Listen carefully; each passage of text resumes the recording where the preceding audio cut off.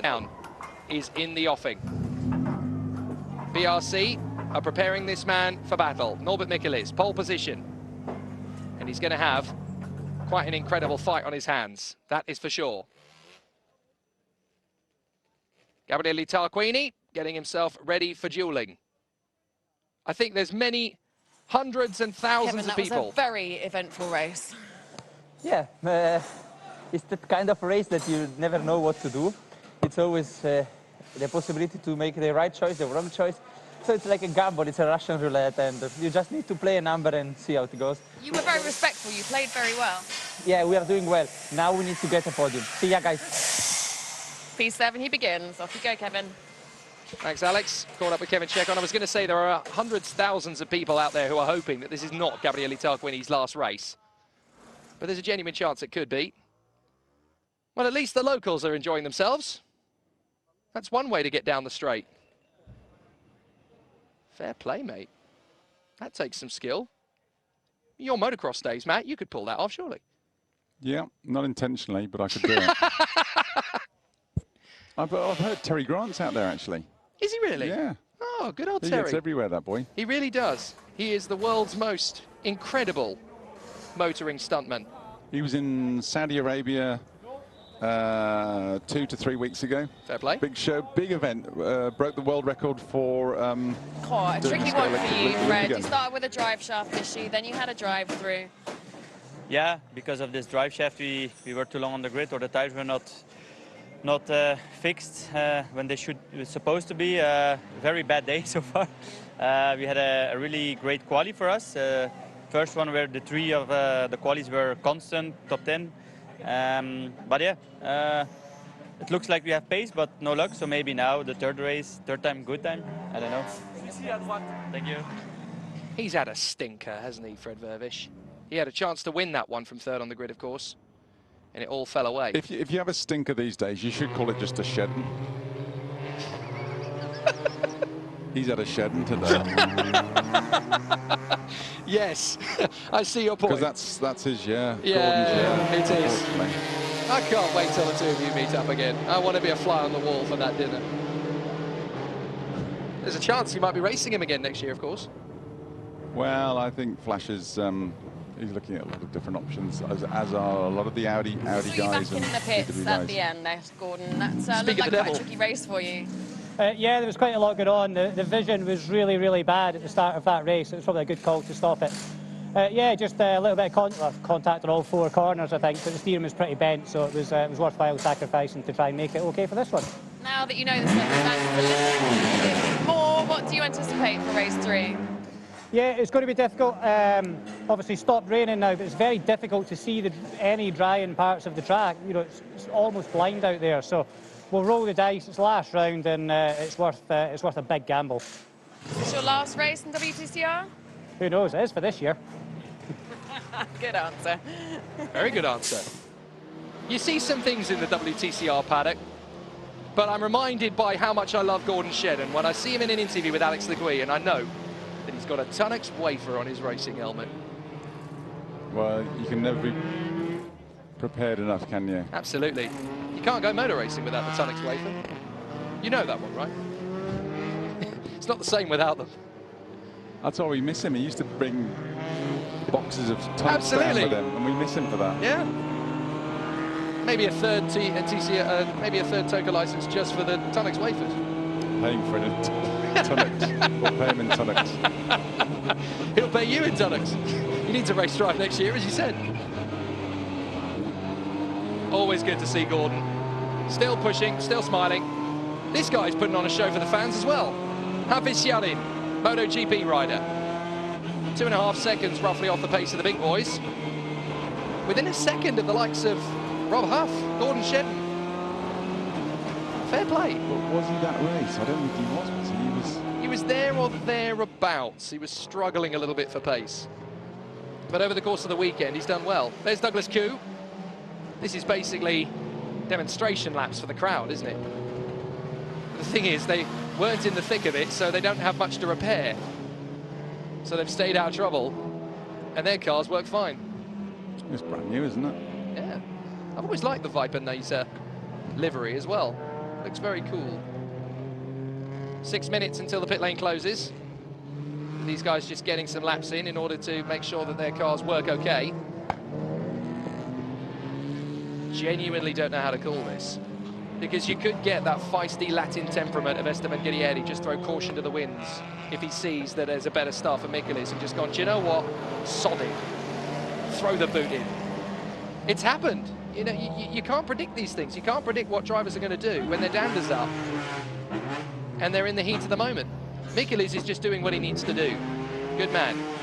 In car, helmet on, ready to go, strapped in. Guerrieri's going around. Penny for his thoughts.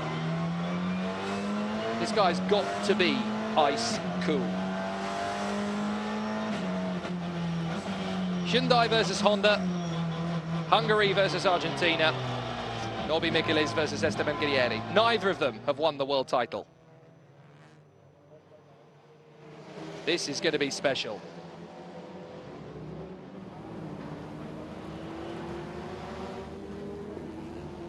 So the drivers are out there now just trying to get some decent laps in. And we are going to have some absolutely fantastic racing to finish off the season. Can Guerrieri get the job done? That's interesting, Norby Michelis. He's going out on brand new unscrubbed slicks, so he's been saving them, but it's still pretty damp out there. That's going to be pretty slippy slidey, because normally when you go out in these sort of damp conditions, you want pre-run slicks, so there's a bit of graining on them. You just pick up that tiny, small bit of mechanical grip you can. Go out on brand new, fresh ones, green, as they refer to them, green covers. It's almost got the release agent to get them out the mold still on, so it will be like ice for him. Looks as though the rain is pretty much gone. It'll be a dry circuit pretty much by the time we get started. Which was the forecast, Jake. Yes, it was.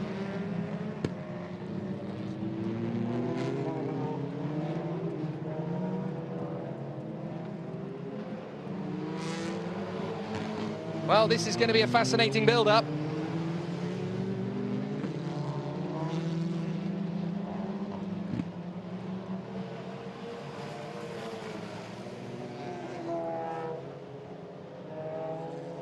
So we are about to get ourselves an absolutely sensational race battle going on.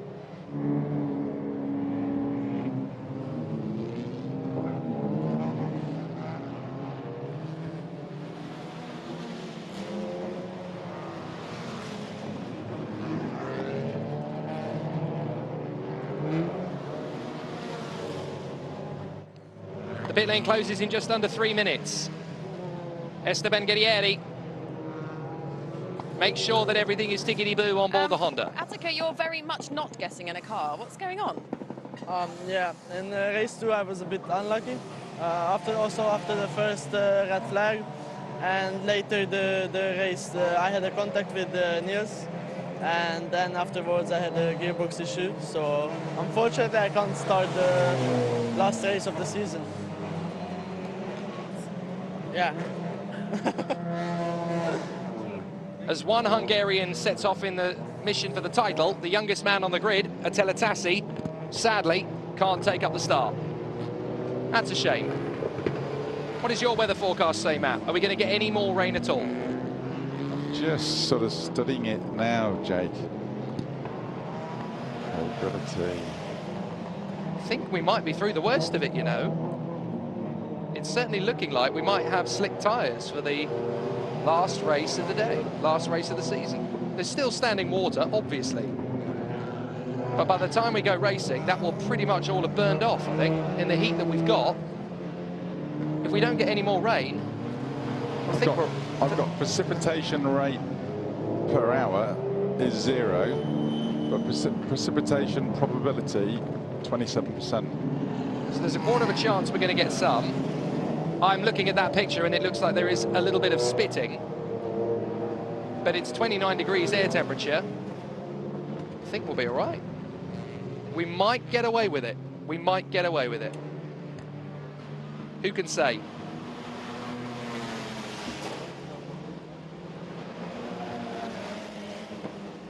Michelot's lining up on the grid. This is his big moment. It's all come down to one race. How do you prepare for something like this, Matt? You've been here so many times in a title fight. There's one race in it. How on earth do you prepare for that?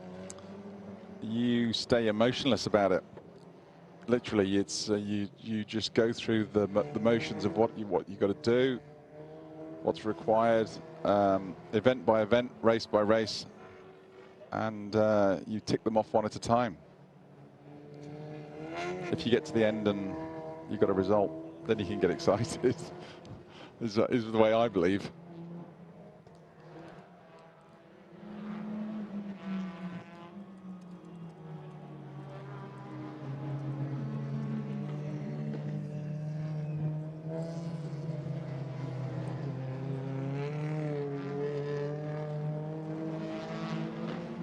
We return to Sepang International Circuit. Local time is 8:35 p.m. It is going to be a really exciting battle as we continue into the third and final race of the weekend and the last race of the year. This is the one that will crown us the FIA World Touring Car Cup title winner. There's some breaking news. A couple of people will not be starting the last race of the year. One of them is the youngest man in the field, Attila Tassi. Damage sustained from the second race means they can't get him out there. The second is Nicky Katzberg, who, it has just been confirmed, has been excluded from the meeting. Big shock. Now, why is that, do you think? Is that for the contact with Muller, the causing the red flag? I think it's the contact with Muller. I think it must be. They must have seen the argument and gone, too suspicious, mate. Maybe you didn't do it by accident, as it were. Well, Muller said he was into him in a couple of corners previously, so if he's doing that, then they'll have looked at it. Will have looked at his in-car camera and see, you know, Nicky's giving it the innocent, but yeah, I'm on slick tyres, I can't stop. Yeah, the Mr. Innocence, and if he has been doing it in previous corners, there'll be a modus operandum there, won't there? Yeah, they're not going to buy it, so it's a fair point. Well, this is interesting. So now we have no Katzberg and no Attila Tassi. That's good for Guerreri. Here's the grid. Norbert Michelis on the front row of the grid alongside Esteban Guerrieri. That's the title battle right there. Mikael Askinen will be alone on the second row. Katzberg not allowed to take up the start. Gabriele Tarquini and Augusto Farfus in the two Hyundais will be there on the third row. Kevin Chekon will line up in P7 alongside the man with absolutely no luck this weekend. Hopefully that can change in the final race of the year. Fred Vervish will be 8th. Nesta Girolami, unable really to play the team game from 9th position unless something drastic happens. Marching Noir starts the last race of the year from 10th. Niels Dangeveld and Attila Tassi, it'll just be one of them on the grid now because Niels Dangeveld will be alone. Ivan Muller out of the title fight, but Scion Racing want to be team champions. He'll be there alongside Aurelian Panis in 14th. Gordon Shedden and Tiago Montero, both men hoping that they'll be on the grid in 2020, but it's silly season time. Nobody knows. Tom Coronel, 17th on the grid. Alongside him, Jan Elache, who is hoping that he can also help Scion Racing to get up to the top of the team standings. Ted Bjork will line up down in 19th place with nothing more to lose. Jean Carbonet lines up beside him in 20th. Benjamin Leuchter will line up beside Johan Kristoffersson, who went from 23rd to 3rd in the last race. Mehdi Benani lines up 23rd on the grid himself from Dan Haglov, who is there in 24th place. João Paulo de Oliveira lines up 25th alongside Rob Huff, and they will be together on row 13.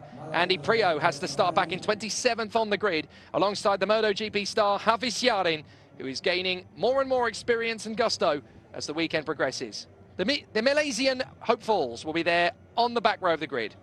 Douglas Koo and Mitch Ochea flying the flag for the home favourites. What a battle this is going to be, Matt. Well, I've got a couple of other little snippets of information. The water has started falling from the clouds again, and Norby could have a transmission issue. Norby Michelitz. So, oh dear. If that is the case, all of a sudden, the heart of every single motorsport fan in Hungary may be about to plummet to their boots. Marching Noir, 10th on the grid. 2011 Chinese touring car champion, one-time Formula One test driver, of course.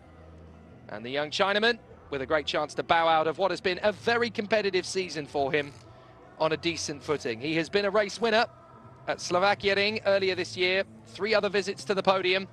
He'd love to end the year on a high. But if Norbert Michelis really does have a transmission issue, woe betide how it's going to affect the title fight. See the rain. That's definitely not dry, is it? There's Nesta Girolami lining up 9th on the grid.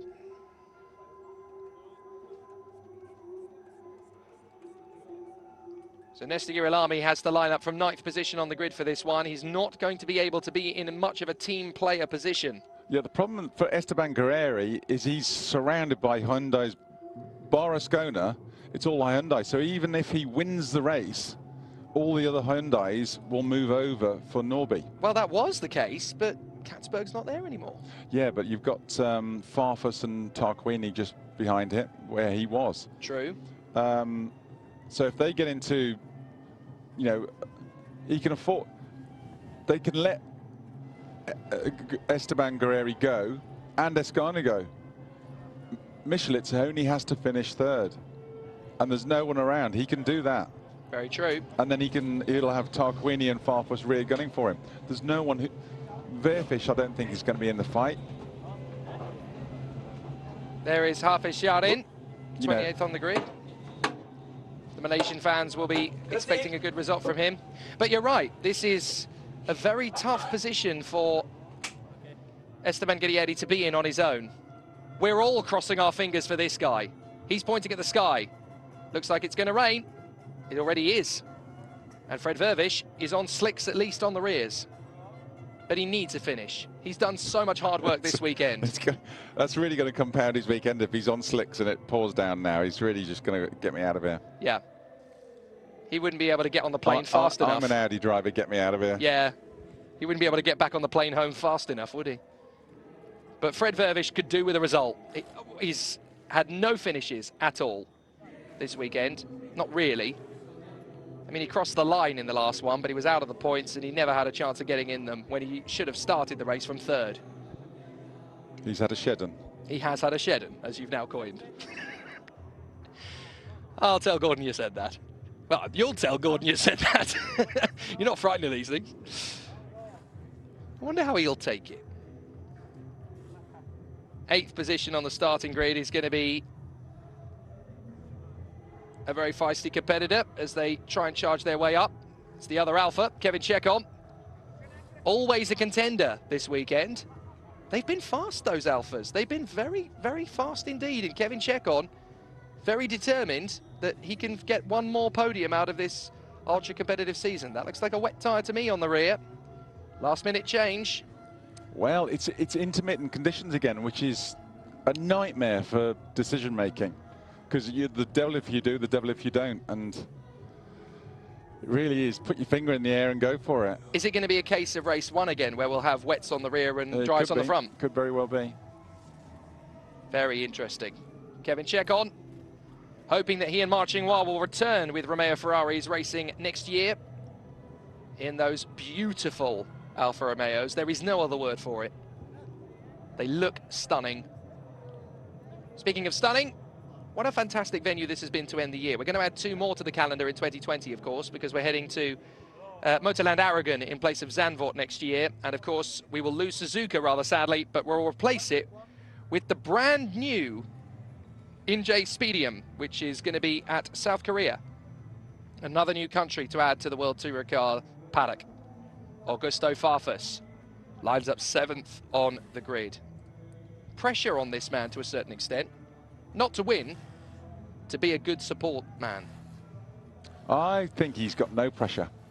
I think he's just going to do his job, and if he gets shuffled out, then he was doing it. He's doing his best anyway, but it doesn't. Nothing hangs on it. Well, he starts from 6th as opposed to 7th, as I said. But what is going to be interesting is the absence of Nicky Katzberg, who has been excluded for the incident involving him and Ivan Muller in race 2. If you didn't see it, put a date in your diary for this evening and go back and watch it on the Eurosport player. It might be a totting up of points, Jake, rather than one incident. That is the trophy that's on offer, the World Touring Car Cup. And this man is one race away from holding it in his hands. So is this man, though. Norbert Michels and Esteban Guerrieri. Hungary versus Argentina, Hyundai versus Honda. And two men who have come so close to winning that have never done the job. Today is Judgment Day. Gabriele Tarquini won this title last year. He's won a couple of races this year, but now he's got to play number 2 to Norby Michels. And he's already proven this weekend he can do that brilliantly as well. Gabriele Tarquini, he's a good wingman to have on your side as well. The oldest ever FIA world title winner. 56 last year when he won the title. That's even older than Fangio was when he won his last in Formula 1. Pretty impressive, right? Multiple race winner, multiple championship winner. Wherever he goes, Tarquini's always been at the sharp end, hasn't he? And so many people want him to keep going. But even Gabriele Tarquini has started to consider that the inevitable is coming. It might be the curtain call. It may be. I think a lot depends on Hyundai's involvement next year and how much involvement they have with BRC. Whether they scale that back with backdoor support, which is not meant to happen, but I think it's happening in all up and down the field with Audi, VW, Lynk & Co, Honda, Hyundai, you name it. It's all happening, you know, where drivers, you know, we got professional drivers and they're getting paid by someone. Significant absence. No Nicky Katzberg after clattering into the back of Ivan Muller at the original start of race 2. The car caught fire dramatically. Somehow they were able to get it started ready for the beginning of race 2. But of course, under the FIA regulations, because he was the course of the red flag, he wasn't able to start. Then they investigated the incident properly and they chose to exclude him. So he can't start race 3. There's still a good bit of spray coming up from there is Bruno actually. Carrera's safety car, isn't there? That's very true. They need to be keeping an eye on that safety These car. are similar conditions to how we had in race 1, where Michelis was strong. Slick front, wet rear. Miguel Ashkener starts from 3rd with no pressure now. He wants a win. The best he can get in the driver's standings is 5th. That's where he is at the moment, 224. His rivals are a long way back. Tarquini is the closest opponent, and he'll be playing the team game about Michelis. He won't care about finishing the standings in 5th. Ashkener does care. Ashkener's just going to want to win, isn't he? Absolutely. You can finish the season with a win. Yep, he'll let the two of them up front do a Bohemian de Grassi or a Schumacher and Hill. It'll And be let a them, very short flight home. yeah, clatter into each other, and Ashkener wants the win. So that's the dynamic he's working on. See, that part of the circuit, there's no spray. Well, it's coming down, Jake. It is coming down. It's not torrential, but it is coming down. There's spray on the first part of the circuit. There's no spray at this part. But these are the two men you've all come to see duel. Nobody could have predicted they'd be on the front row of the grid at the beginning of Friday. But by the end of Friday, that's where they put themselves. And race 2 was textbook for Esteban Guerrieri. A victory when he needed it. 4 wins this year. 3rd in last year's World Touring Car Cup. Currently 2nd. 1 race away from snatching the title from the jaws of defeat. 10 points away from the lead. If he wins and Michelis is outside the top 3, the Argentine will win the title. What an amazing spectacle. I think that's going to be a tough ask for Guerrieri, though. I mean, Norby's got too many allies around him, even with Katzberg gone. It's, you know, his potential wingmen are too far back. They've got to get through the other Hyundais before they can even get close to helping him or get in between Norby and the podium. At least 80% of our spectators worldwide must have Hungarianism in their blood, because they have been waiting for this man's opportunity to win the title since time immemorial. It goes back a long way, Norbert Michelis' journey, from gamer to race winner in the world of touring cars. And in this paddock, he's come so close. World Touring Car Champion Weiss in 2017, Fought valiantly last year, got into trouble too many times. This year, 5 wins. Nürburgring, Villarreal, Ningbo, Suzuka, and earlier today here in Sepang. 1 minute board goes up. Can he win it? We have just been told that the track has been declared wet. So I think it's the race 1 strategy again, Matt. Dry on the front, wet on the rear. That seems to be the strategy for the quick boys. Now, we said about race 1, didn't we, that it didn't last long enough. We're getting 3 bonus laps for this one. It's not a 9-lap race, it's 12. Bring it. This is going to be quite a showdown. Norbert Michele's on the left, Esteban Guerrieri on the right. The two of them, as well as the other 26 in behind, will duel one last time to see who claims this FIA World Touring Car Cup. Will it be Norbert Michele's or will it be Esteban Guerrieri? Now, Michelitz was going with brand new green tyres. So it'll be interesting to see how much he's managed to get off the newness of them, you know, because you can't even get them in if the road's too slippy, and that will really hinder his start. That title is going to belong on somebody's mantelpiece by the end of the night, but whose? Norbert Michele's or Esteban Guerrieri? What a race, what a battle. We've had so much tension and drama. Ted Bjork being made to be the guinea pig, thrown out of the battle. Ivan Muller clattered into, assaulted out of the title fight by Nicky Katzberg. And now there's just 2. Here's the grid once more. Norbert Michele's and Esteban Guerrieri, the title rivals on the front row. Mikael Azkiner will be alone on the second row. Katzberg excluded from the race. Gabriele Tarquini and Augusto Farfus on row 3. Kevin Chekon and Fred Vervish on the 4th row. Nesta Girolami rounds out the top 10 with Margenois. Niels Dangeveld on his own. Attila Tassi unable to take the start. Ivan Muller and Aurelion Panis on the 7th row. Row 8, Gordon Shedden and Thiago Montero. Next up is Tom Coronel from Jan Erlaché, and then Ted Bjork and Jean Calvanet round out the top 20. Ben Leuchter alongside Johan Kristoffersen. Can he do it again from 22nd? Mehdi Benani and Dan Haglov come next up from Joao Paulo de Oliveira and Rob Huff. Then Andy Prio and Harvey Sjarin. And then it is Douglas Koo and Mitchell Chea for the Malaysian fans.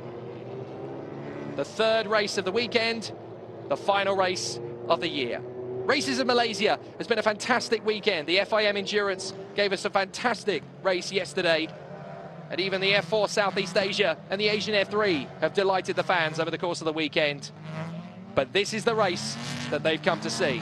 The FIA World Touring Car Cup presented by Ascaro Season Showdown. A straight fight, mano a mano, between Norbert Michele's and Esteban Guerrieri. For the other 26, there's nothing left to lose. For the 2 men on the front row, though, it's pressure time. It's hammer time, as Lewis would say.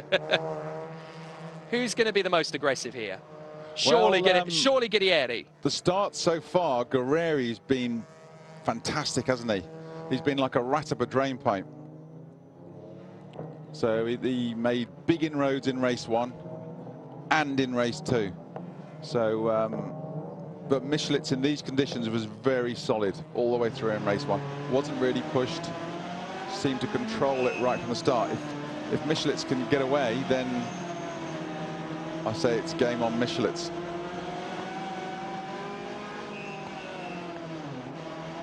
This is the title fight you've been waiting for. The FIA World Touring Car Cup season finale is here. Yeah, like I arrived. No, I don't know if you can know. Tell me again, Jesus. Just to try to switch on and off everything to reset. 29 races have led us to this. 2 men will square off on the front row of the grid for the last race of the season. 10 points between them, Michele's and Guerrieri. One of these men has to walk away from this race as the FIA World Touring Car Cup winner, and both of them have an equal right to claim the crown. Both of them have been in the top 3 10 times. Both of them have won at least 4 different venues this year. Both of them have taken a race win this weekend. 10 points separate them. If Michelisz beats Guerrieri, he wins. If Guerrieri wins the race and Michelisz is outside the top 3, he wins. It couldn't be closer. Jake Sanson and Matt Neal in the comms box. Alexandre Le Guy down in the pit lane. And tension and drama is everywhere.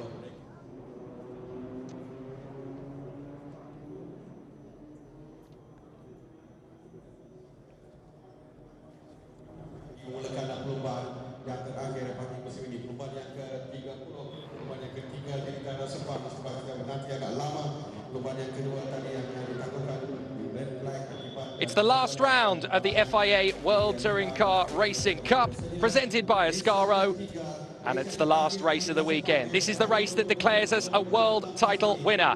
Norbert Michelisz on the left, Esteban Guerrieri on the right, Jake Sanson and Matt Neal in the commentary box, Alex Le Guy down in the pits. Whoever wins is going to have the best claim to it. 10 points separate them. Michelisz needs to win the title. Guerrieri needs to win with Michelisz off the podium to win the title. It's a straight fight. The green flag flies. It's tricky conditions. Most cars have gone for slicks on the front, wets on the rear. Who's going to get it? Red lights on. Action! Reasonable start by Michelisz, but look at Guerrieri, he's absolutely launched it, and he's going to draw up alongside. Michelisz trying to slam the door shut, literally. Wheel to wheel down to the braking zone. Can Guerrieri hold it round the outside? This is where the title can be won and lost. He's going to go for it round the outside, and he's going to beat it to the corner. So is Azcona. Azcona's going to go with Guerrieri round the outside, and the Argentine blinks first and gets into the lead. Whoa, that was not for the faint-hearted.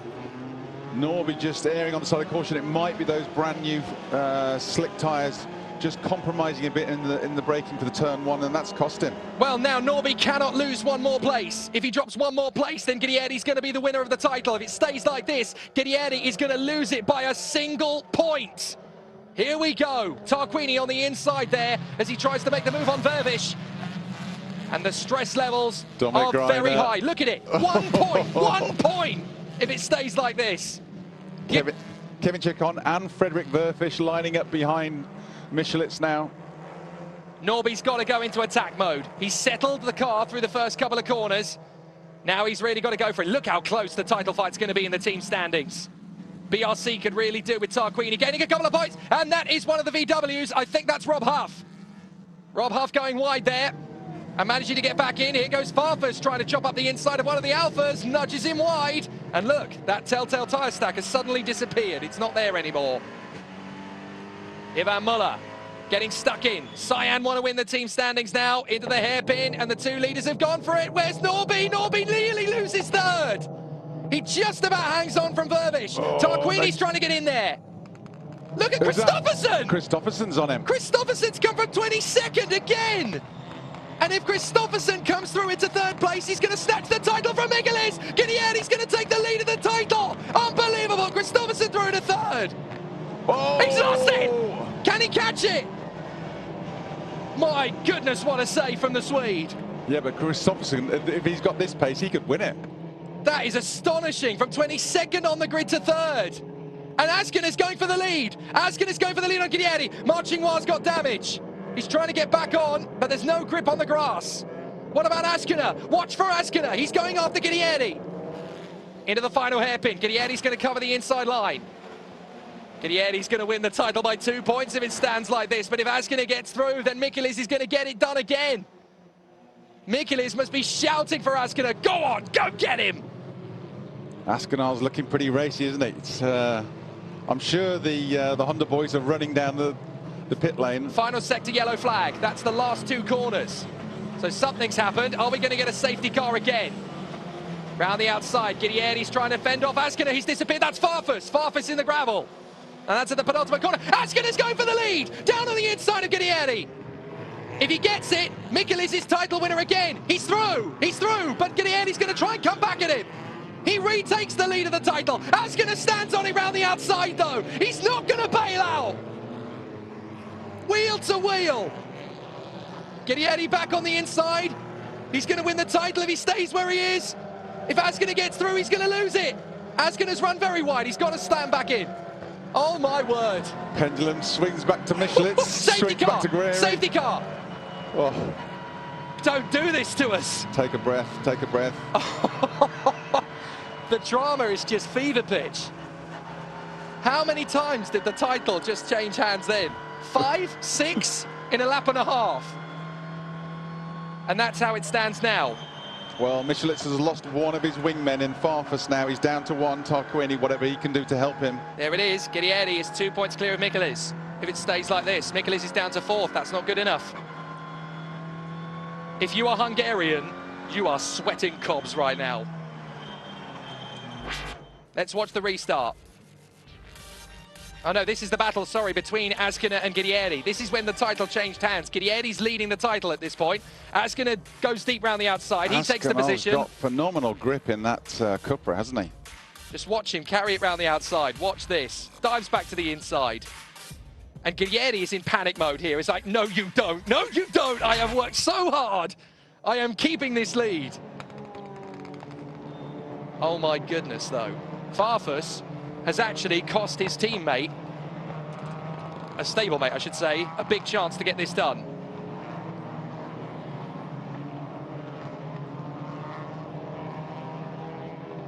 So we're under safety car. Guerrieri leads. Azkuna second, Christophersen third, and Michelis fourth. If it stays like this, Esteban Guerrieri of Argentina snatches the title away by 2 points. Pinch me. I think I'm dreaming here. This is the Hollywood Showdown. And it's still got another 10 laps. This is epic. Absolutely epic. Did I not say on Friday, cancel your plans for Sunday? Have we got a Hyundai breaking down behind Michelis? I think Tarquini's got a problem. Tarquini came through there very slowly. I think Tarquini's breaking down. Tarquini's not come across the line. Is that a red light I just saw? It is Tarquini. Well, you might... Surely they can't be stopping the race, but Tarquini's breaking down. Tarquini is out. He's barely come across the line at all. Let's listen to Ted Bjork's radio. He's up to 12th. Okay, Ted. Currently at the moment, where we are on track, we will win the championship by 19 points. You need to make sure we stay safe, okay? And let Jan go after Tarquini and see if we can get him to drop position. Yeah, copy that. I had someone drove into me on the left front, so I hope it feels okay now, so let's hope it works all the way. Well, all of that is academic. I'm fairly sure Cyan Racing just won the team standings. Because if Tarquini's out, they can't catch them. Yeah, he's dropped back. He's dropped while he was slowing. Yep, he was slowing. Cyan Racing have just won the team's title. Unless Tarquini can get that car started again, and I'm not sure he's managed to. Where is he? Oh, there's Aurelian Panis out of the race. What a great weekend for him, though. First podium in race 1, don't forget. I really hope we'll see him in a competitive car again next year. Yeah, strong weekend for the young Frenchman. He's done well. He hasn't done himself any harm at all this weekend. Did he get involved in that tangle with Farfus, maybe? Maybe that's the reason, yeah, good point. But Augusto Farfus is out. Where is Tarquini? Oh, he's come through in Sector 1 and 2. So he'd have had a misfire or something that would have slowed him down, but that's dropped him to 8th, and he can't gain that position back, of course. So he's down to 8th. So Cyan Racing haven't won it yet. It's not done yet. But if the driver's positions stay like this, Esteban Guerrieri is going to take the greatest steal in history. This was Michelis's. We said on Friday, slam dunk. And all of a sudden, it's gone the other way.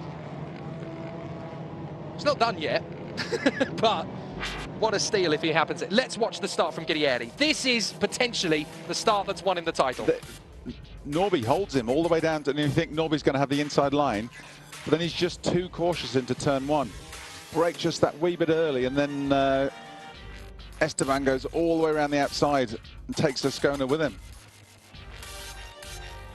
I don't think Norby will ever want to replay that ever again if he loses this title. Because that start could be what determines this. Oh my word.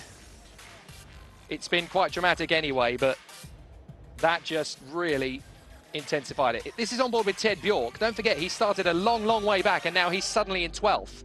So let's see what happened to him in the first couple of corners. Is that where he made up all the time? You can barely see where he's going. Well, how did Kristoffersson? He started 21st. Good point. Yeah, I want to see his on board at the start, because he's now 3rd. His would be like Mario Kart. Very true. Throwing banana skins out. Yeah, absolutely. Whatever Johan Kristoffersson had for breakfast this morning, I want a shipment of it. That's absolutely spot on the mark. I mean, he did that in race 2, but it took him a few laps, not one lap. If you want something done on a wet track in a tin top, call a rallycross champion. Johan Kristoffersson just made mincemeat of the rest of the field in one lap. No, not even one lap. It was halfway round the first lap, wasn't it? 8 corners. This ain't over by a long chalk yet, though, Jake. Ascona's looking very, very racy, and Kristoffersson behind him. Yeah. I think Guerrieri's going to be lucky to stay on the podium. Yeah, if either of them get the chance to go past Guerrieri, Norby still wins the title. Then the big points are for first and second. Yeah. So Norby would have to slip further, even further down. Askiner, behind the safety car, nearly spins it. He's trying to get heated to the tyres, but he drifted it behind the safety car. I want to see that again. But Askiner nearly lost it. What was that save of Kristoffersson's like earlier? What is Norby at moment? 4? Nicholas is 4. Nicholas is 4. We need to stay P1. Sorry, say again. Nicholas is P4. We need to win. Okay, mate? We need to win. Okay. Ascona is behind you and he wants to win. We already spoke with the team, but they said he wants to win. Oh, right. We spoke with them. Yeah, we spoke with them.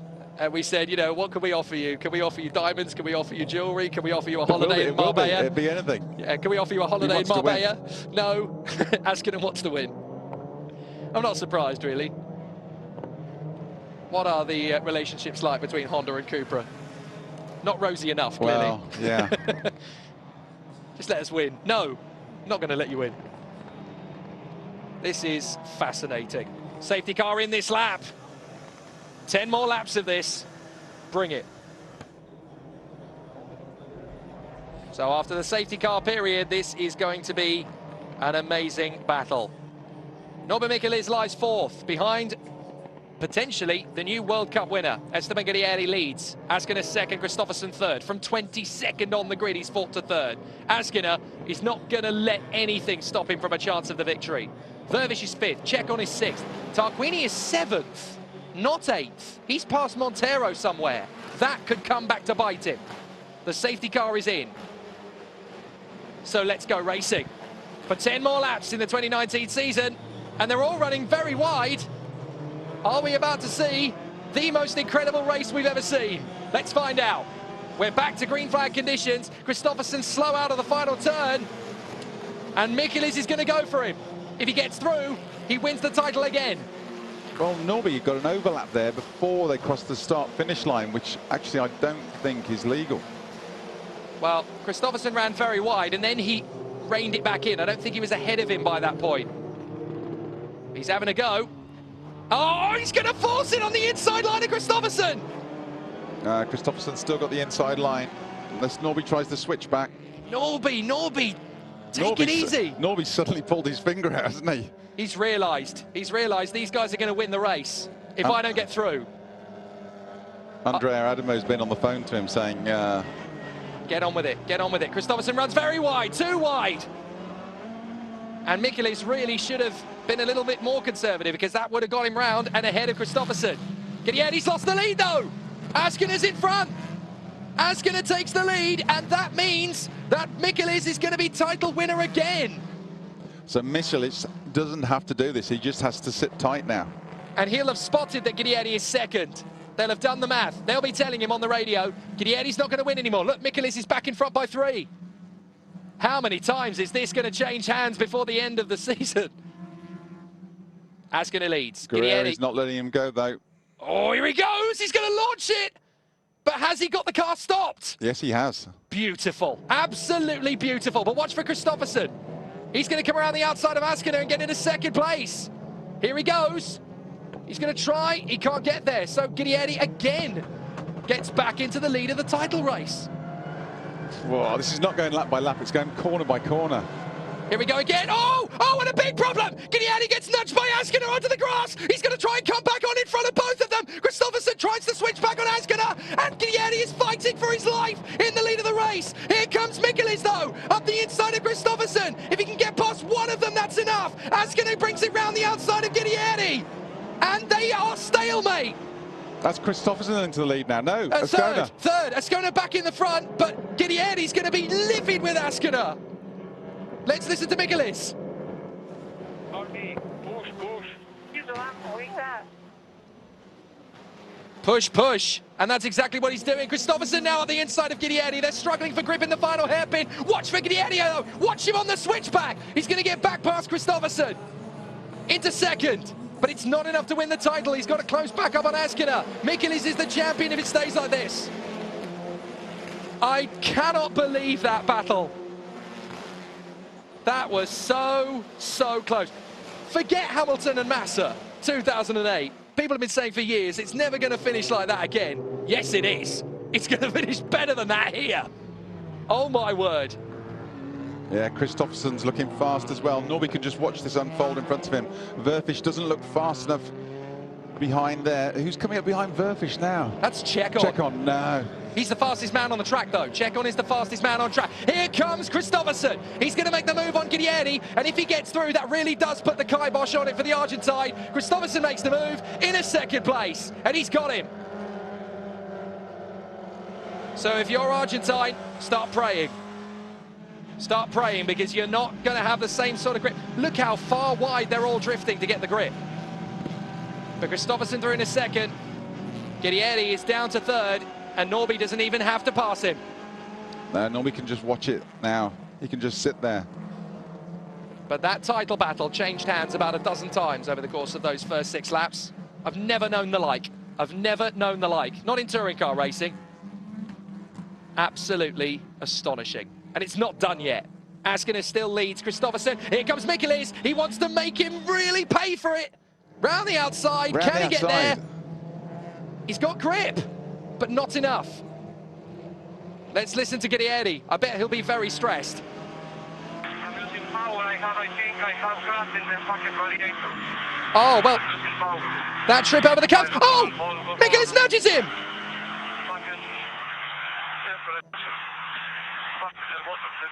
Guidieri, I think he's taken damage from that incident with Askiner. Don't stop. Keep going. Don't stop. Keep going. Keep going. I don't know why Michelitz is getting stuck in there. He doesn't need to. No, he really doesn't. Guidieri's got a problem, so he can just wait for it. This is so tense, but I'm fairly sure now that if Guidieri has picked up damage from that little scuffle with Askiner, that's it, surely. In fact, Guidieri's slowing. He's already got him. Michelis has already got Guidieri. Guidieri's going to leave it late into the braking zone, but he's got him. In fact, where is Guidieri? He's there at 6th. It's over. They've all got him. It's over. Oh, no. Michelis is through in a 3rd. Guidieri's gone. The power's gone. It's over. What a disaster. He had done all the hard work. He had fought into the first corner. But Askiner was too quick for him. He's struggling even to get the car slowed down now. They gave it everything. Yeah, the thing's over. You can see the lights all flashing. Yeah. Engine's overheating. Just try to keep going, they say, but it's not going to happen. Well, what a showdown.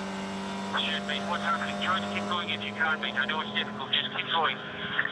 I have gas in the fucking radiator because I'm gonna hit me, and now I'm over. I'm over. There goes Montero. Temperature, for fuck's sake. Sorry for the language, folks. You can understand why his emotions are running high. But that little contretemps with Askiner, he must have hit the curb as he ran over on the outside line. at such a speed it's damaged No, something. no, what he's done is he's, as Ascona's pushed him wide, he's got onto the grass. It's sucked all the grass up into the radiator and blocked it. Yeah. And with the integral manifold, it's so marginal on the cooling. Vervish has gone wide in 4th place. Christopherson's the fastest man on track.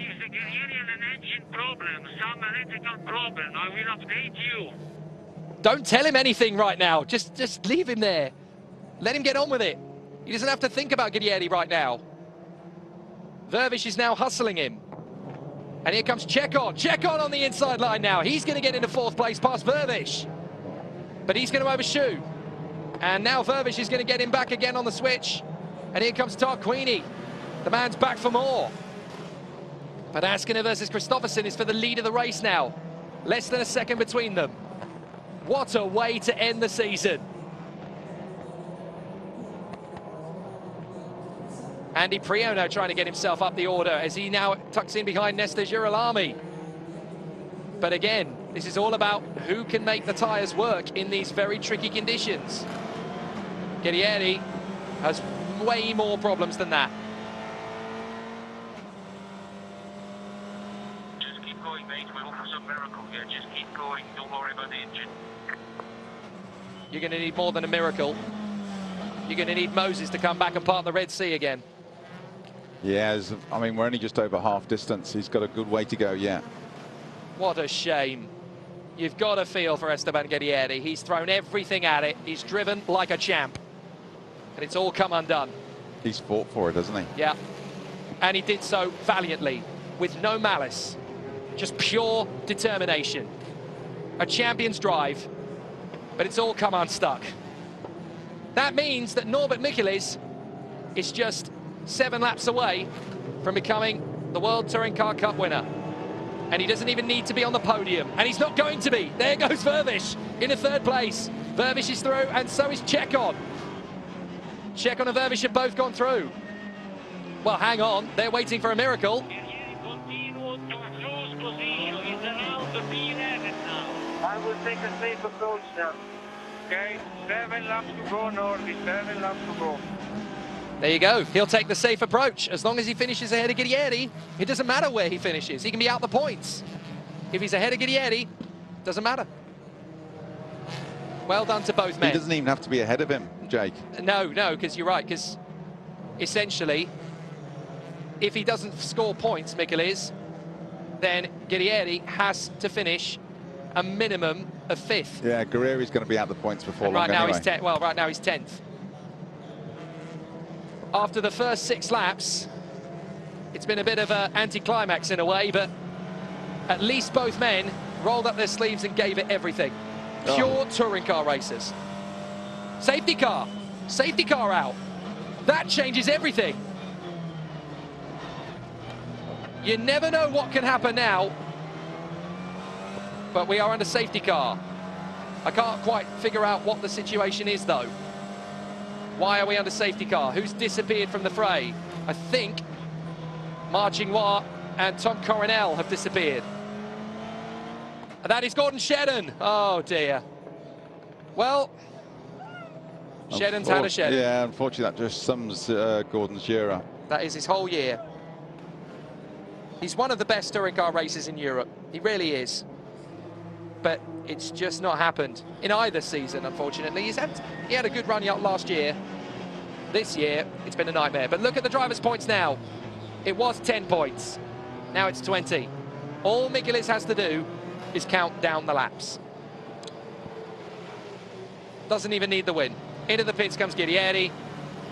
And I'm afraid that's it. This is like Damon Hill, 94. He came into the pits. Yeah, they waved him through. He came into the pits. Why have they waved him through? They have waved him through. He clearly wanted to figure out what it was. Someone in the team has radioed him to tell him, no, don't pit, go on, get out there. And the mechanics haven't had that message, clearly. So now Guerrieri is down to 19th, out of the points. Well, if his radiator was blocked, why did they just stop and clear it? Yeah. Disaster. Confusion and despair. Well, now the driver's points look like this. Micheliz is going to score 11 points for being in 5th position. And that means he'll extend the gap from 10 points to 21. The emotions are running high everywhere down this pit lane. In Argentina, joy and jubilation has turned to dejection. What a shame. I'm a big Guerrieri fan. He adds spice and vitality to any single form of racing he does. And he deserves a real shot at the title. He's had one, but it's been cruelly snatched away. But he gave it everything. He did it his way. Didn't he just? What a show. What a showman. But now Norbert Micheliz is tumbling down the order. He's got problems too. But his problems are nothing compared to Guerrieri's. And now we're going to have Askiner, Kristoffersen and Chekon with Vervish in 4th, fighting for the win. You want all of them to win that one. But what if Kristoffersen could go from 22nd on the grid to win? In Sweden, they're going bananas right now. But Norbert Micheliz, you're looking at him there, almost certainly is the World Touring Car Cup title winner. Guerrieri's trying to get the car moving. Anybody can explain me what's going on, please? I'm going slow like hell. I cannot catch the group, and I didn't take the gas out of our radiator. Can you please explain me? That was not my call, okay? That was not my call. And now there's total confusion at the team. Someone's called him in, and nobody knows who. Let's look at that incident again. Look, Guerrieri's run wide there. We actually needed to see this a couple of corners back, because that's when it started. But Guerrieri is trying his best to hang on to it. Askiner's drifting wide. Kristoffersen's there. On the inside is Micheliz, but Askiner drags him around the outside. Was there contact at that point? No, there wasn't. It's up the next straight. He comes back on and he tags the back of him. No, it's here. This is where it happens. So Askiner, this is where we needed to see it from. This is a few corners back. Ready? Askiner has a go. Bang! Bang! He just keeps his foot in. Yeah. Now, I have a feeling there's going to be an investigation into that. The guy's going for a championship. Yeah. Well, there he is back in the pits. They finally decide to clear the radiator, but it's too late. Confusion reigns, and I'm afraid his title dream is over. What a shame for Esteban Guerrieri. He's got to hope that something unbelievably miraculous happens now. He's going to catch up to the group, but it's too late. And for Gordon Shedden, that might be the World Touring Car dream extinguished. Good effort over the 2 years, but no luck this year at all. Safety car in this lap to compound Guerrieri's woes. He's now got to fight to catch up to the field, never mind get back in this race. For Norby Micheliz, he can chill out for the next 4 laps and just bring it home. The 4 guys in front of him, though, will not be chilling out at all. They will be going for it. And actually, behind Micheliz and Tarquini, who's in 7th place? Tiago Monteiro. It's not done yet, this race at all. Bjork is 8th. Can I just say that again? Bjork is in 8th place. Cyan Racing are about to steal back the title when it was under threat for a while. Prio is 9th, Girolami is 10th. From Muller, Huff, Leuchter, Vernet. And in 15th, although unable to score a point, is Joao Paulo de Oliveira, the wild card. Out of the race, well, we've got Farfus, Tassi, and then, of course, we also lost Nicky Katzberg to an exclusion. But we're on board with Norbert Micheliz. 4 more laps, mate. 4 more laps. And then you've done it.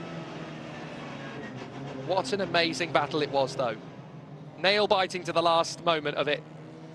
But now, the pressure's off. Both men. It's all done, essentially. Corner 7 and 8 on the external line, there is more grip. Well, there you go. They've just told Norbert Micheliz that the outside line has more grip, so that's where he'll be going. And now we're going to get a mental restart between these 3 up front. Askiner, Kristoffersen and Chekov. This is going to be one hell of a restart to finish off the season. Micheliz is just 1 hand on the trophy already. Guerrieri is down at the back. But it looks as though Michelis is going to win the title. Guerrieri is going to be second, but the race is still up for grabs. And Askiner, Kristoffersen, Chekon and Vervish are going to fight tooth and nail for it, with Michelis in 5th place, not needing to be on the podium to become the title winner. He just needs to stay on track. Out of the final turn, let's rock and roll. This is looking like a good scrap between these three for the final few laps now. Here comes Chekon. He's going to make the first move around the outside of Kristoffersen. That Alpha's got some squirt, hasn't it? Really good pace. And now Vervish is going to try and get into the mix as well, but Chekon can't beat Kristoffersen to the braking zone. You've got to remember, Kristoffersen is the World Rallycross champion. So this man knows how to get it. Guerrieri back in the pits. Game over. What a shame. Chekon fighting for the victory, though, with Askiner in the lead. Kristoffersen second. Third, Chekon, Vervish, Michelis, Tarquini, Montero, Bjork, Prio and Girolami. Up the hill. And Kristoffersen's going to have another crack at this. He's managed to fend off Chekon. Can he get more speed off the turn than Askiner, who's had to drift out wide? It's interesting how much grip's out on those, on the grass overrun sections, or the grass, natural grass. So here they come through the S's once again. Askiner drifts out wide. Kristoffersen's going to try and nail him. He goes out a little bit wide himself. That's enough for Chekon to have a little bit of a think about it. His ego's left one way. Kristoffersen diving to the inside line of Askiner. They're tippy-toeing, all doing very different lines through that pair of right-handers. They are. They're all trying everywhere just to find that little bit of mechanical grip, aren't they? Vervish is still there in 4th place in the Audi. It would be a great swan song for them. But what if Volkswagen could bow out of World TCR with a victory in their last race? Here we go. Kristoffersen's got to run. He's not going to get it yet, but he might get it sorted out by the time they get to the South Straight. Into the right-hander.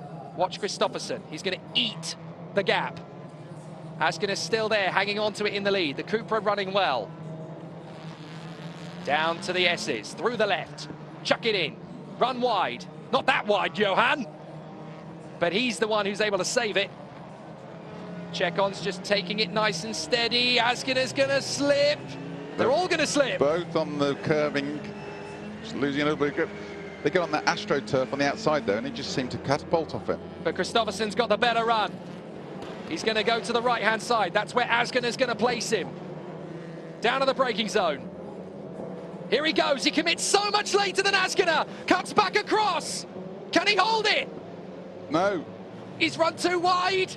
And Askiner's back through. No, he's not. Kristoffersen shuts the door. Round the outside, and Kristoffersen leads from 22nd on the grid. Kristoffersen takes the lead.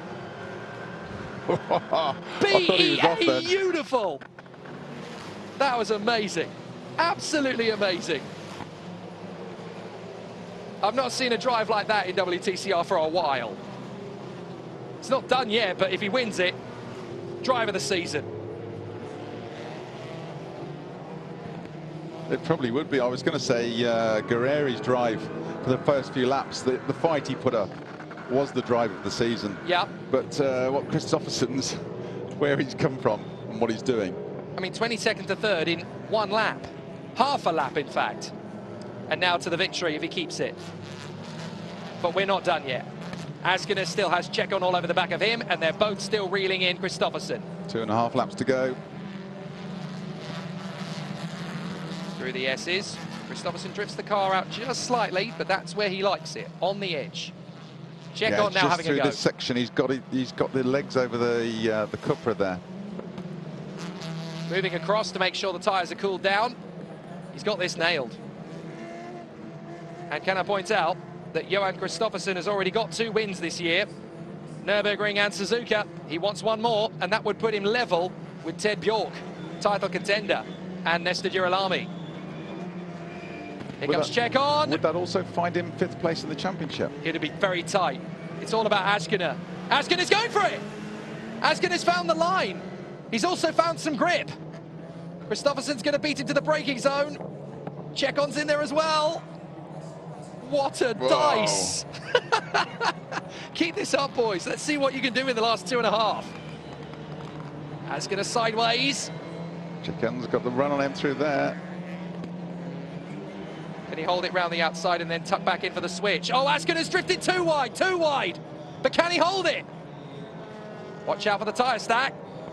He's held it. Very impressive. A really exciting battle.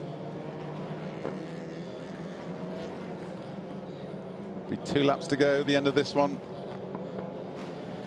Out of the braking zone, and Askin has gone very far wide this time. Chiccon's trying an alternative line. But Askin is back for more on the exit. Look at that, straight back past. The drive they get from that wide line is phenomenal out there. Down the straight, tucking in for the first corner. And Chiccon's going to have another go. Matt, let's see what he does.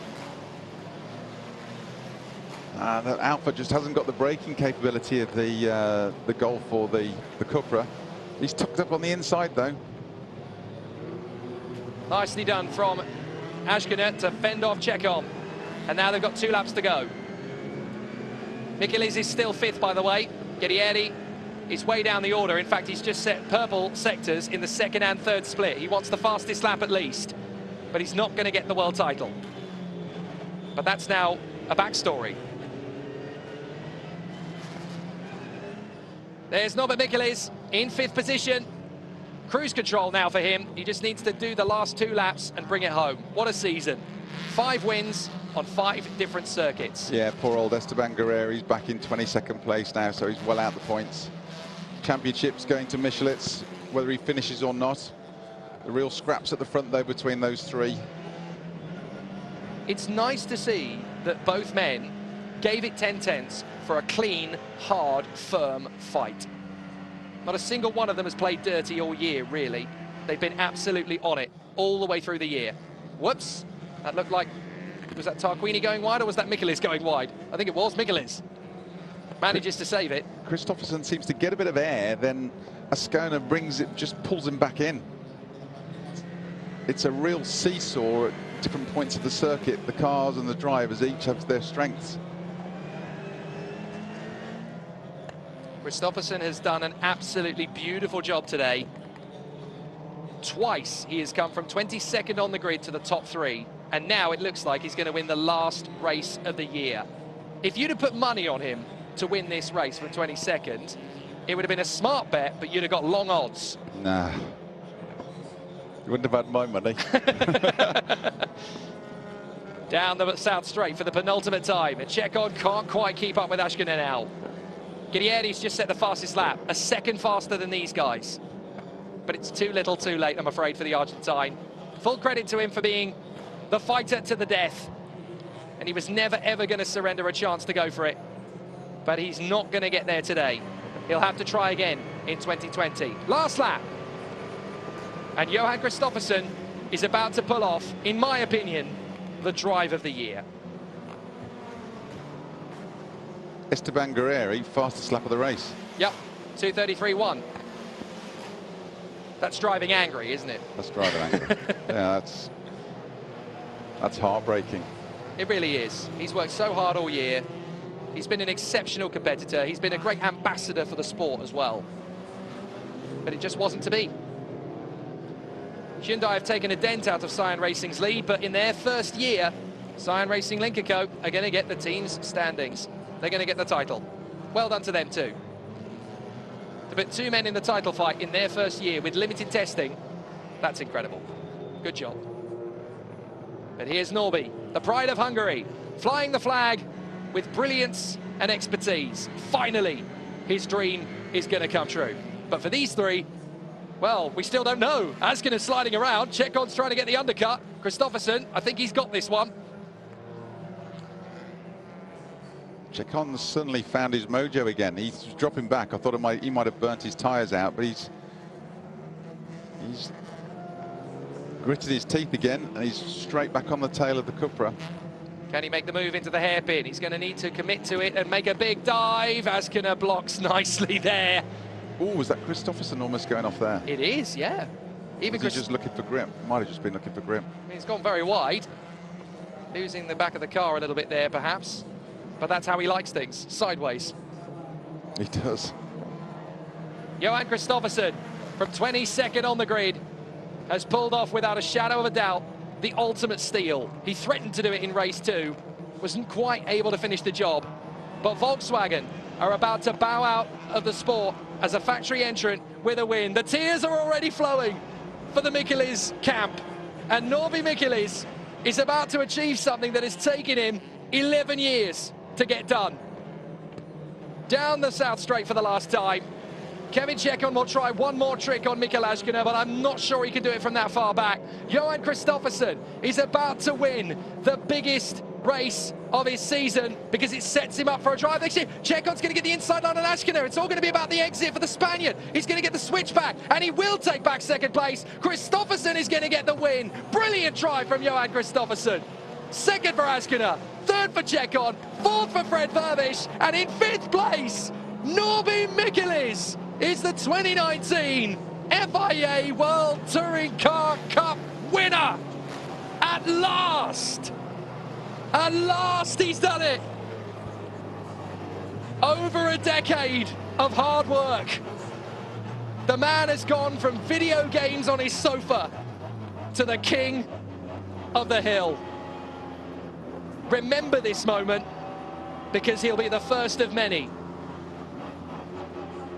Norbert Michelis, WTCR Ascaro champion 2019. Get in. Hungary can now go bananas, Matt. Yeah, there'll be a few tears going on inside that helmet. Budapest is going to be a standstill, isn't it? Well done to Norby. Both men deserved it. That's what I love about this. Both men deserved the title. If either of them had won it, it would have been a very justified result. And Link & Co have given Cyan Racing the team's title in their first year together. Cyan Racing win the title again, but Link & Co have done it in their first year on track. What an achievement. It was close, but it was deserved. And Norby Michelis, there it is, world champion is what they say on the flag. And that's a big moment. Well done to Norby.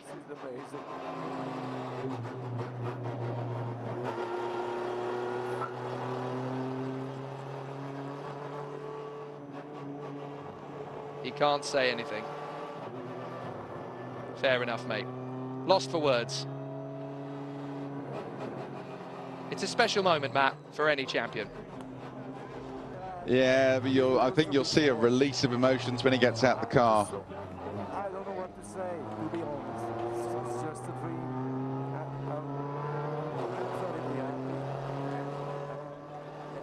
This goes to my family, of course the team, and all the fans who believed in me in the last bit more than 10 years. So thanks a lot. I cannot believe this.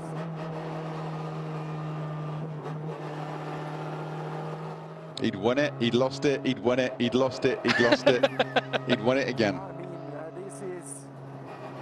this is amazing. I was flat out in race 3, probably you don't know, but we struggled a bit already on the outlap with the engine during the race. Yeah, anyway, not important. The important thing is that I became 2019 WTCR champion. Yes!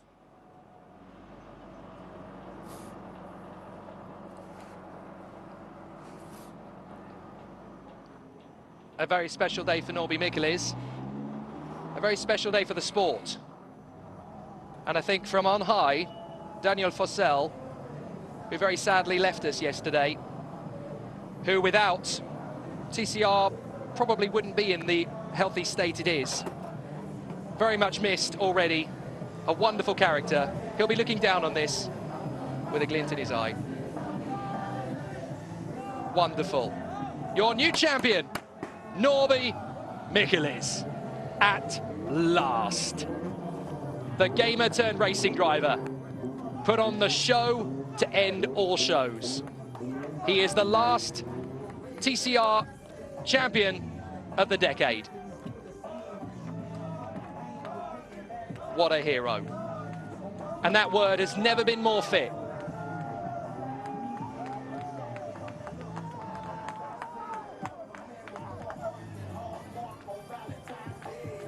King of WTCR, indeed.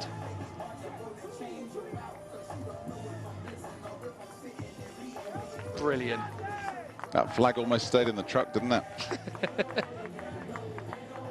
This party is going to go on for days. What a Christmas present. Only 10 days to the big one. But your winner, and valiantly so, is Johan Kristoffersen from 22nd on the grid, and he wins Volkswagen's last race as a factory entry in FIA WTCR. Fastest lap of the race, Esteban Guerreri by a country mile. What could have been? Yeah, could have won that. Definitely could have won that. Askiner in second, and third place for Kevin Chekon. It's to be a very happy podium. Commiserations to Guerrieri, but your champion is Norbert Michelis.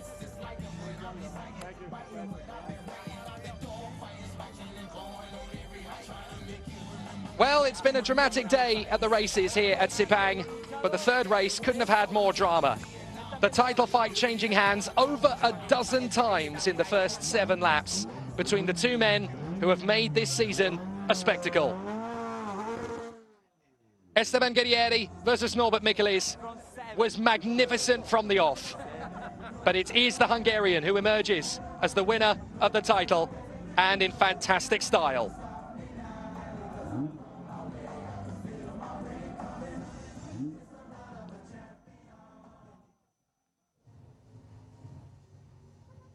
Here are the results from race 3. Johan Kristoffersen in first position from Mikael Askiner and Kevin Chekon. Fred Vervish and Norbert Michelis, the new champion. Tarquini is 6th, how fitting. The man who won it last year, behind him. Girolami and Montero, Bjork and Leuchter. The final points of the year for Huff, Vernet, Muller, Prio and Hagloff. Hafiz Yarin is the leading wildcard in the end in 16th from Jan Elache, Mehdi Benani, Mitchell Chea and Niels Langeveld. Douglas Koo is 21st ahead of Esteban Guerrieri, who steals the final fastest lap of the season. Marching Noir, João Paulo de Oliveira, Gordon Shedden and Tom Coronel finish up. And then Farfus, Panis. And unfortunately, the exclusion, of course, for Katzberg. And the non-start for Tassi. But what a season. Finally, Norby Michelis can class himself amongst the champion elite of this paddock. It's been a long time coming, but boy, did he deserve it. Yeah, he's a worthy champion. He's a nice guy. Norby, you are the king of the FIA World Touring Car Cup by Oscaro 2019. How does that sound for you? Yeah, that's incredible, to be honest. I don't know what to say, because it was such a tricky day today with all the 3 races, with the conditions. But in the end, what matters is that we did it. So, of course, this goes to all the team, all my family, and all my friends and Hungarian fans who supported me in the last bit more than 10 years. So, very, very grateful to you all. At what point during that race did you start to celebrate? To be honest, yeah. I think I didn't realize during running what was happening, and I still didn't want to to get excited. So, yeah, I think still a couple of hours have to pass until I realized what happened. Are you ready to go and sit on the throne? Of course, always ready. Off you go, Norby. Thanks. And what a king he is. An amazing season of twists and turns all the way through the year. But the man who won at 5 different venues this year, Nürburgring, Villarreal, Ningbo, Suzuka and Sepang, is now the FIA WTCR Oscaro 2019 champion. And rightly so. It was always going to be a tough fight, but what a title winner he is.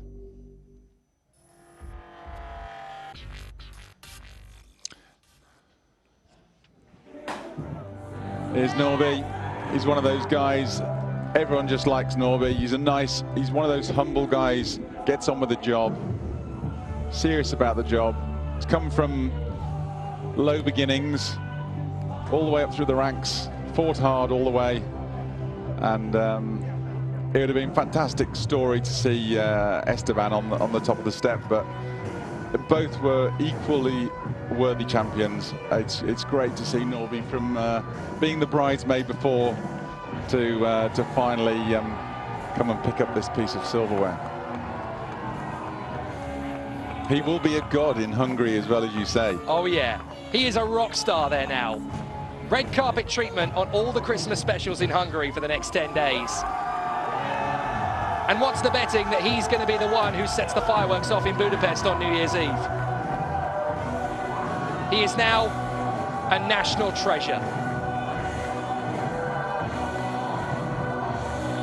I thought that was a Hyundai on fire again for a minute.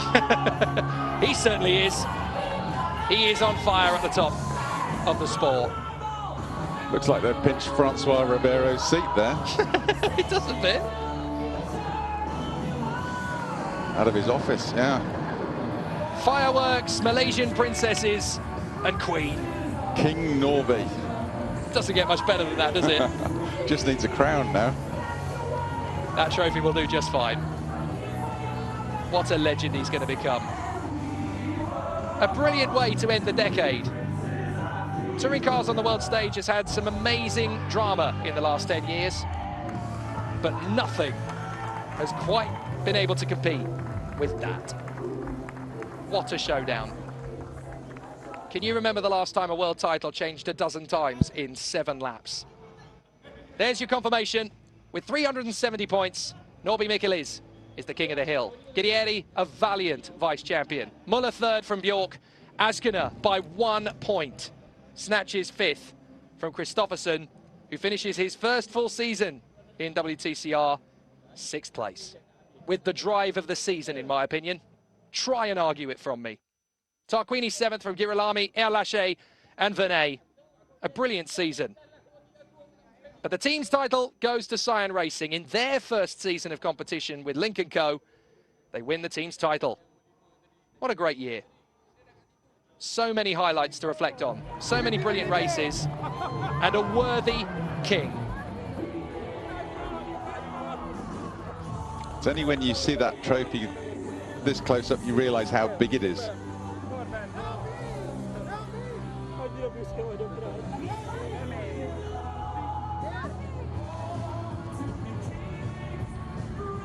This party's going to last a while. Yeah, unfortunately he doesn't get to keep it. It goes back to headquarters, but or the FIA, and but at least he'll get his name on it for prosperity. Ironically, they've just had the FIA prize giving in Paris, so he wasn't able to get his title. He's got to wait until the first weekend of December 2020 to receive that. I'm sounding like my mother now, but he needs to watch himself. He doesn't slip slip on that car. It's going to be proper slippy on that roof. True. That is one heck of a trophy. Even the Formula One trophy isn't quite as... Indy 500's pretty impressive though, yeah, isn't the it? Indy 500. The Borg Warner trophy is still, I think, the trophy visually that everybody wants to win. That and the Le Mans. Yes. But as title wins go, that's a very impressive trophy. And through all of that, of course, we have the king of WTCR all sorted here in the South Straight.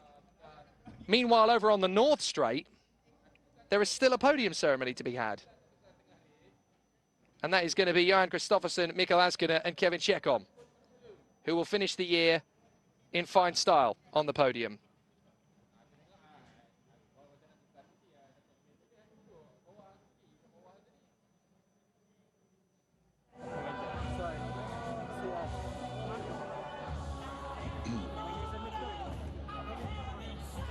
Does anybody fancy a cheap flight to Budapest, just for a party? I think they'll all be booked up now, won't they? It's going to be a good one.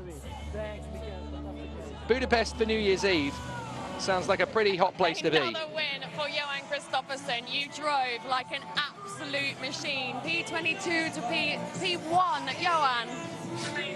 Yeah, I don't know what to say really. I mean, I came from P22 to P3 on the first lap. I don't know where I came from. I just took all the lines outside, inside, unbelievable.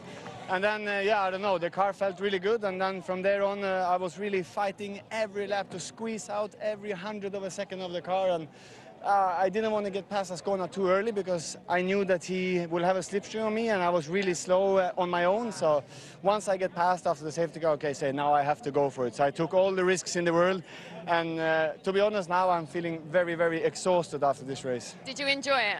Yeah, definitely, definitely. I think this was the most fun race I ever had in the Golf TCR. Amazing. Yeah, well done. Well deserved win. And congrats to Norby, amazing championship. Good job. Well done. If that's the drive of the year, then that's also the win of the year. Well, it's probably the I'm sure I'll be corrected on this, the win from the furthest back ever. In FIA WTCR, I think it is, yeah. I don't think anyone's won it as far back as 22nd. Where's Neil Hudson when you need him? He'll be there in about 4 minutes. I've just worked it out. It is. That's where he'll be. They've still got to get people on this bus and get them over to the podium. We've got to finish the season with the final podium. It's protocol. Suddenly the bus might be full. So now we've got to turn our attentions to 2020. It's going to have some pretty amazing moments. We're going to see 2 new venues on the calendar. Motorland Aragon will replace Zandvoort. And the Inje Speedium at South Korea, the new venue that is still being built, is going to replace Suzuka. Otherwise, the calendar is going to be identical in terms of venues. We'll start the season once again at Marrakesh, and we'll finish it here at Sepang. Taking in the spectacle of Hungary, where he's genuinely going to be a legend when they go back there. Slovakia, Germany, Portugal, China, Macau, the Netherlands, South Korea, and Malaysia. There's the final standings for 2019. Norby Mikkelis is your 2019 FIA World Touring Car Cup winner. Esteban Guerrieri, a worthy vice-champion. Muller third, Bjork fourth. From Askiner, Christopherson, Tarquini, Nestor Girolami, Jan Elaché, and Jean-Carl Venet. And how about that? 4 different makes in the top 6. 5 different makes, in fact, in the top 6 drivers for the season. That is what I love the most about WTCR. It is an open contest. Everyone's got a chance to win. Everyone's got a chance to fight for the top spot. Open as you like, and a majestic and masterful end to the year. Drama everywhere you look.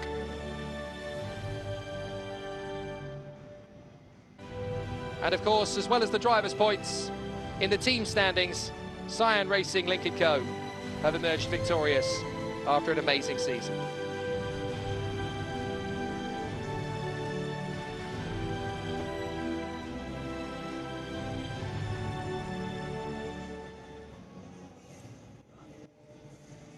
Parc Fermé, don't touch.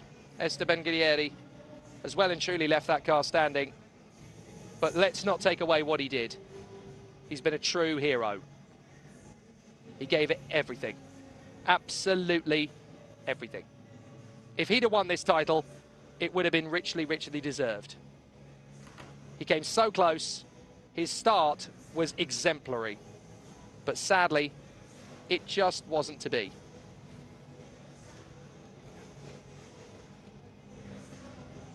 Norby Mikkelis is chatting away with national television in Hungary, I'm sure,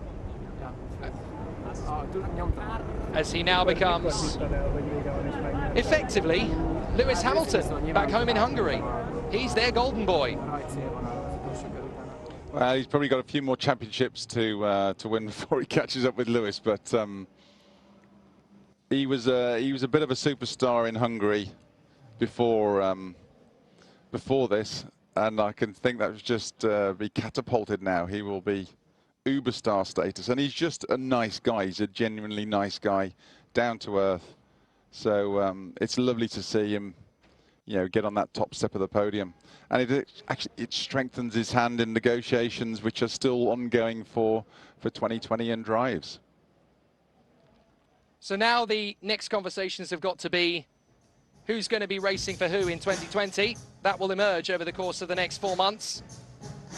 But we are 10 days away from Christmas, and the FIA Tin Top season has finally come to a conclusion. And what an amazing week we have ended it with. The races of Malaysia, such a hit. I think locally, we've got a bit of a success story on our hands. Well done to this guy. Fastest race lap of the entire weekend. Joao Paulo de Oliveira. Not bad going.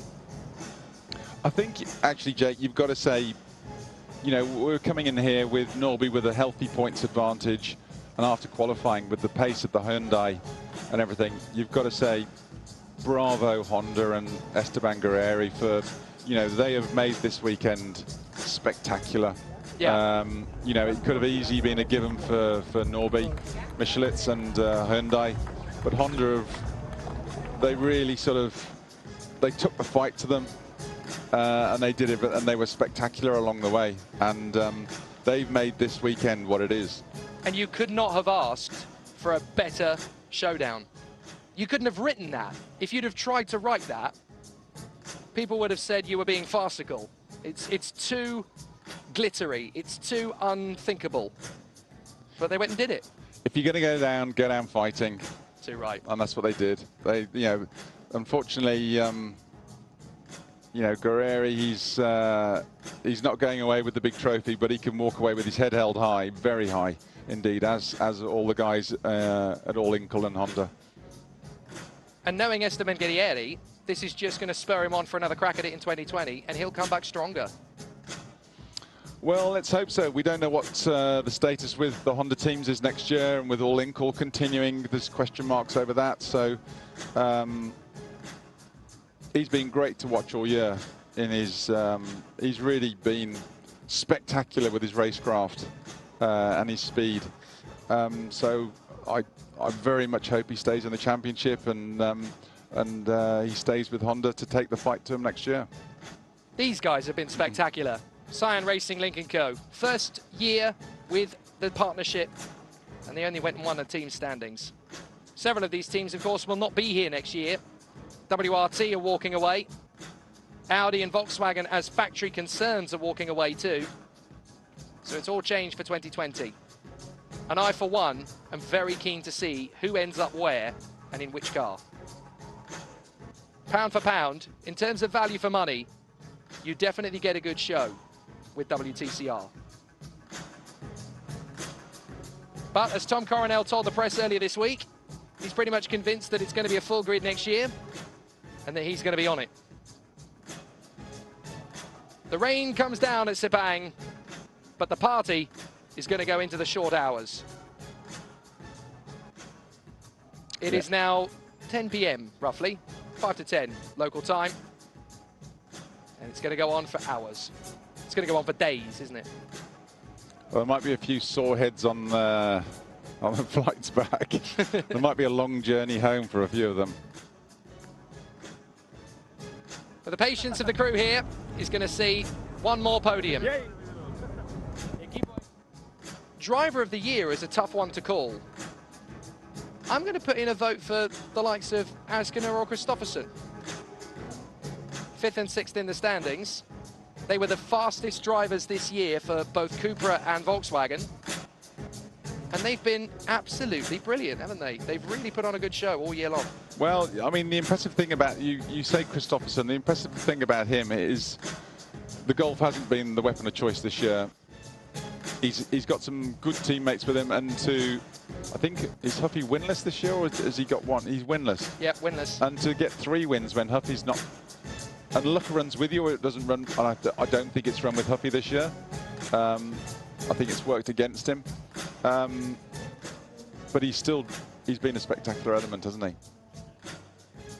For me, Kristoffersen has definitely been one of the most successful converts from one discipline to another in recent times. Let's not forget how he blitzed the World Rallycross Championship, and there is no lesser a word for it. He absolutely romped it. So for those who want to put dates in their diary, the 3rd to the 5th of April 2020 is the first one, when we do it all again from the Circuit Moulay Al Hassan in Marrakesh. That's when our season restarts. We take in Hungary. On the weekend, I turn 34. Well, there might be a small crowd there. Just a little one. I think the tickets have already sold out. Ladies and gentlemen, Abakaban, welcome to the final podium of the FIA World Touring Car Cup by Oscaro 2019 season. Please welcome onto the podium from Team Mulsanne in third position, it's Kevin Chekon. Great job from Kevin Chekon in the last race of the year, so nearly won. If you could give a trophy to the best pit lane presenter of the year, I'm going to put a vote in there for Alex. She's been exemplary everywhere we've gone. Second position from A1. Yeah, Racing, Alex gets all our votes. Mikael Askiner, that's a name you're going to hear a lot over the next decade. That boy's going to take control of this sport. And for pronunciation of the year, Alex gets some real demon ones there. She does. Johan Kristoffersen, the final win of 2019 goes to him. If he gets a decent drive next year, what about a bid for the title?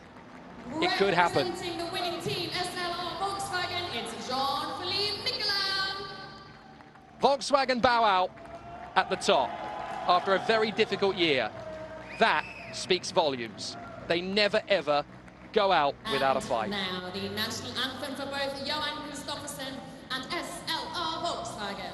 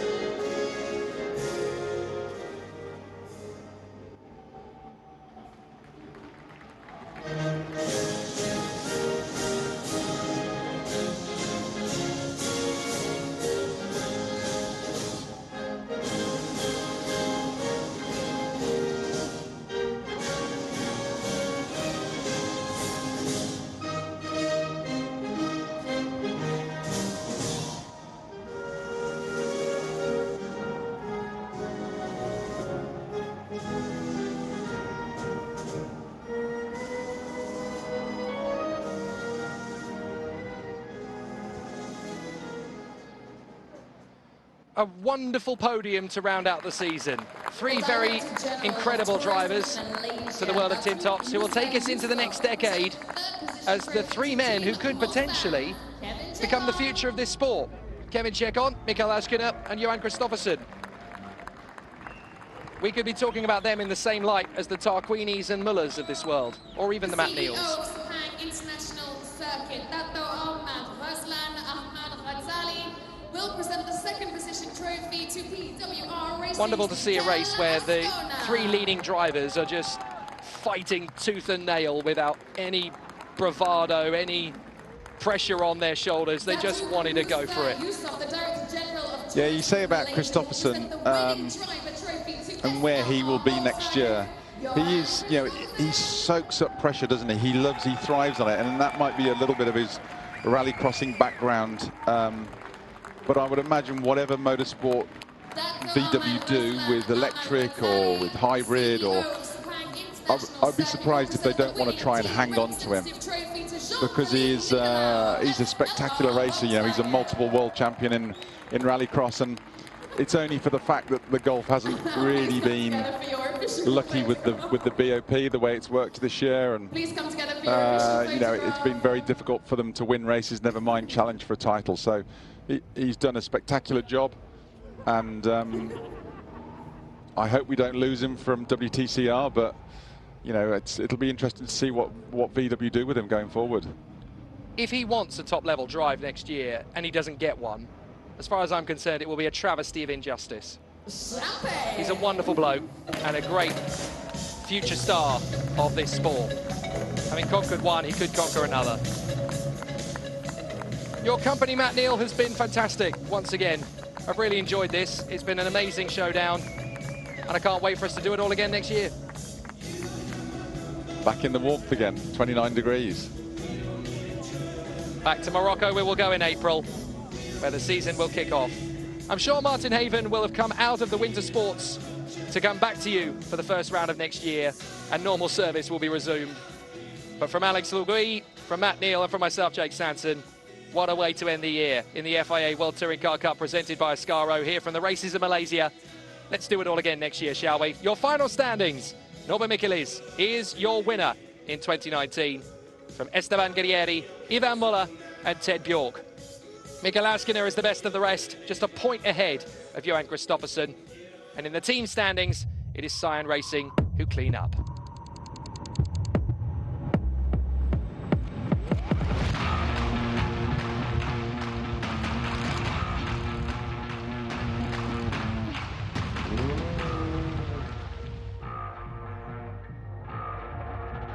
Fantastic start from Michelis. Hyundai looking strong. Oh, there's touching.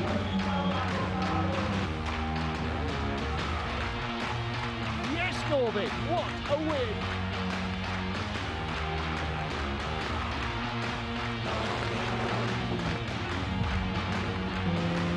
Look at the Hyundai go.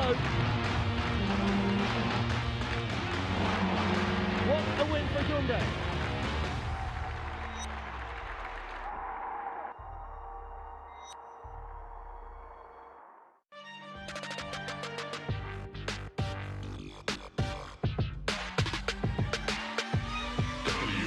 WTCR.